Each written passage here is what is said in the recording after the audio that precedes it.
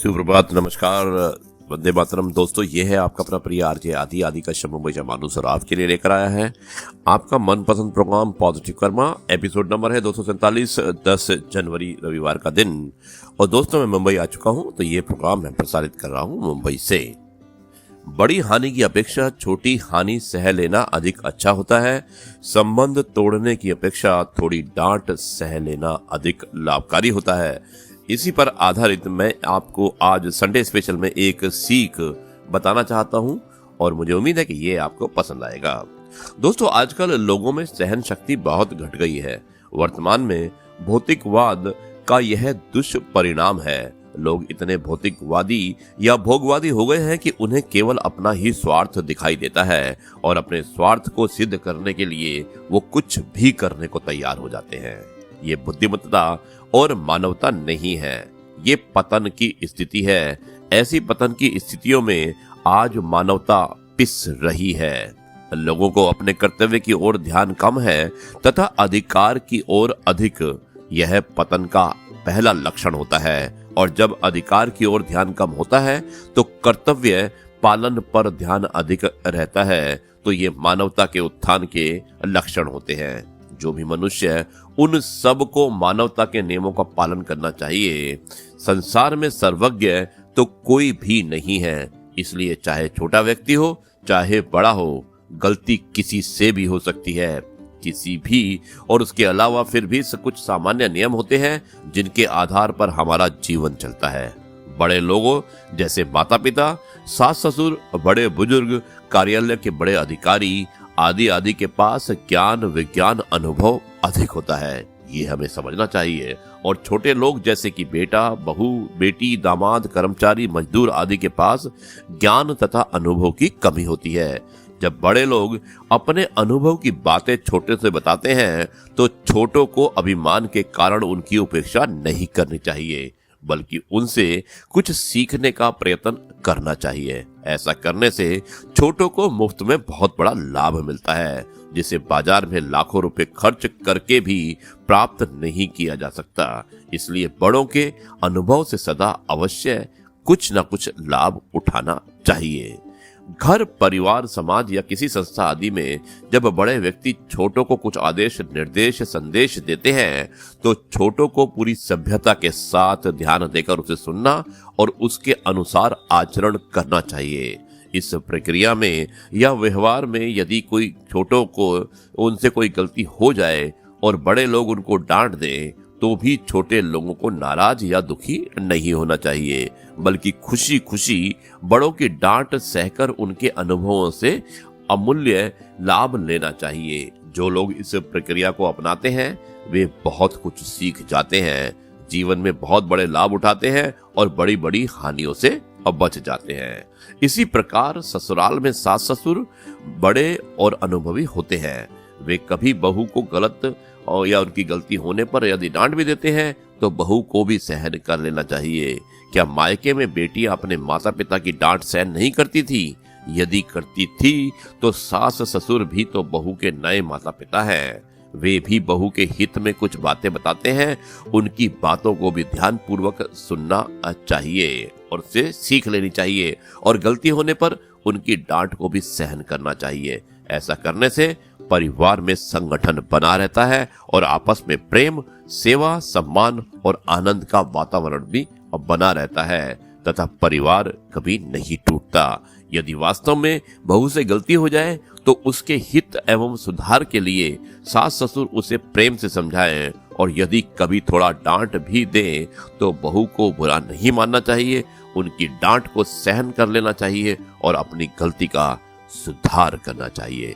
तो दोस्तों, ये थी संडे स्पेशल की सीख और मुझे उम्मीद है इससे आपने बहुत कुछ सीखा होगा। और अगर नहीं सीखा है तो आप इसे एक बार पढ़ सकते हैं, सुन सकते हैं और अगर आपको कुछ अच्छा लगता है तो आप उससे जरूर कुछ सीख लीजिएगा।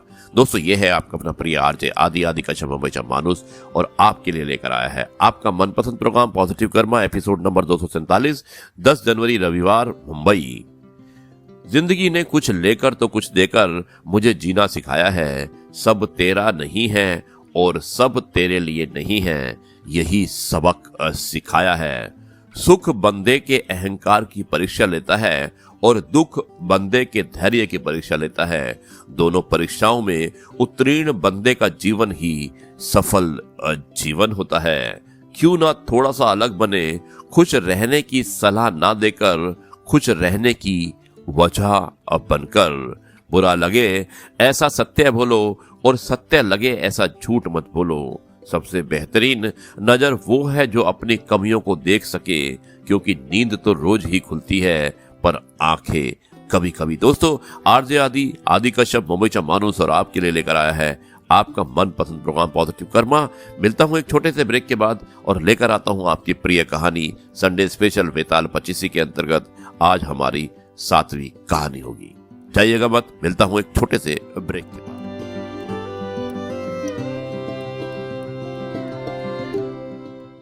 ये दोस्तों, एक बार फिर आपका अपना प्रिय आरजे आदि कश्यप मुंबई का मानुस और आपके लिए लेकर आया है आपका मनपसंद programme positive karma, episode number 247, 10 जनवरी शनिवार का संडे का दिन बल्कि, और स्थान है मुंबई। आज हम आरजे आदि विशेष कुछ अलग हो जाए में आपको एपिसोड नंबर 7 जो वेताल 25 की कहानी सीरीज चल रहा है उसका सुनाएंगे, और उसका शीर्षक है पिंड दान का अधिकारी कौन। शुरुआत करता हूं मैं इस कार्यक्रम की। वक्रोलक नामक नगर में सूर्यप्रभ नाम का राजा राज करता था। उसके कोई संतान नहीं थी। उसी समय एक दूसरी नगरी में धनपाल नाम का एक साहूकार रहता था। उसकी स्त्री का नाम हिरण्यवती था और उसके धनवती नाम की एक पुत्री थी। जब धनवती बड़ी हुई तो धनपाल मर गया और उसके नाते रिश्तेदारों ने उसका धन ले लिया। हिरण्यवती अपनी लड़की को लेकर रात के समय नगर छोड़कर चल दी। रास्ते में उसे एक चोर सूली पर लटकता हुआ मिला। वो मरा नहीं था। उसने हिरण्यवती को देखकर अपना परिचय दिया और कहा, मैं तुम्हें 1000 अशर्फियां दूंगा, तुम अपनी लड़की का ब्याह मेरे साथ कर दो। हिरण्यवती ने कहा, तुम तो मरने वाले हो। चोर बोला, मेरे कोई पुत्र नहीं और निपुते की परलोक में सदगति नहीं होती है। अगर मेरी आज्ञा से और किसी से भी इसके पुत्र पैदा हो जाएगा तो मुझे सदगति मिल जाएगी। हिरण्यवती ने लोभ के वश होकर उसकी बात मान ली और धनवती का ब्याह उसके साथ कर दिया। चोर बोला, इस बड़ के पेड़ के नीचे अशर्फियां गड़ी हैं, सो ले लेना और मेरे प्राण निकलने पर मेरा क्रियाकर्म करके तुम अपनी बेटी के साथ अपने नगर में चली जाना। इतना कहकर चोर मर गया और हिरण्यवती ने जमीन खोदकर अशर्फियां निकाली। चोर का क्रियाक्रम किया और अपने नगर को लौट पड़ी।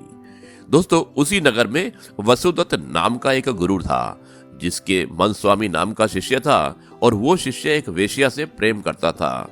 वेश्या उससे 500 अशर्फियां मांगती थी और वो कहां से लाकर देता। संयोग से धनवती ने मनस्वामी को देखा और वो उसे चाहने लगी। उसने अपनी दासी को उसके पास भेजा। मनस्वामी ने कहा, मुझे 500 अशर्फियां मिल जाए तो मैं एक रात धनवती के साथ रह सकता हूँ। हिरण्यवती राजी हो गई। उसने मनस्वामी को 500 अशर्फियां दे दी और बाद में धनवती के एक पुत्र उत्पन्न हुआ। उसी रात शिवाजी ने सपने में उन्हें दर्शन देकर कहा, तुम इस बालक को 1000 अशर्फियों के साथ राजा के महल में दरवाजे पर रखाओ। माँ बेटी ने ऐसा ही किया। उधर शिवाजी ने राजा को सपने में दर्शन देकर कहा कि तुम्हारे द्वार पर किसी ने धन के साथ लड़का रख दिया है, उसे ग्रहण करो। राजा ने अपने नौकरों को भेजकर बालक और अशर्फियों को मंगा लिया। बालक का नाम उसने चंद्र प्रभु रखा। जब वो लड़का बड़ा हुआ तो उसे गद्दी सौंपकर राजा काशी चला गया और कुछ दिनों बाद मृत्यु को प्राप्त हो गया। पिता के ऋण से उऋण होने के लिए चंद्रप्रभ तीर्थ को निकल पड़ा। जब वो घूमते हुए गयाकूप पहुंचा और पिंड दान किया तो उसमें से 3 हाथ एक साथ निकले। चंद्रप्रभ ने चकित होकर ब्राह्मणों से पूछा कि किसको पिंड दान दूं? तो उन्होंने कहा, लोहे की कील वाला चोर का हाथ है, पवित्री वाला ब्राह्मण का हाथ है और अंगूठी वाला राजा का हाथ है। आप तय करो कि किसको देना है। इतना कहकर वेताल बोला, राजन तुम बताओ कि उसे किसको पिंडदान देना चाहिए। राजा ने कहा, चोर को, क्योंकि उसी का वह पुत्र है। मन स्वामी उसका पिता इसलिए नहीं हो सकता कि वह तो एक रात के लिए पैसे से खरीदा हुआ था। राजा भी उसका पिता नहीं हो सकता क्योंकि उसे बालक को पालने के लिए धन मिला था, इसलिए चोर ही पिंड का अधिकारी है। और इतना सुनकर बेताल फिर पेड़ पर जा लटका और राजा को वहां जाकर उसे लाना पड़ा। रास्ते में फिर उसने एक कहानी सुनाई और वो कहानी क्या होगी मैं आपको बताऊंगा एपिसोड नंबर 8 कल। दोस्तों ये प्रोग्राम आपको कैसा लगा आप जरूर लिखिएगा। यह है आपका अपना प्रिय आरजे आदि कश्यप मुंबईचा माणूस और आपके लिए लेकर आया था आपका मनपसंद programme positive karma episode number 247 10 जनवरी रविवार का दिन और स्थान था मुंबई। अब मैं इस कार्यक्रम को यहीं पर समाप्त करता हूं और कल आपसे एक बार फिर मुलाकात करूंगा एक नई कहानी, नए किस्से और नई बातों के साथ। तब तक के लिए मैं आपसे कहता हूं नमस्कार, जय हिंद, वंदे मातरम, भारत माता की जय।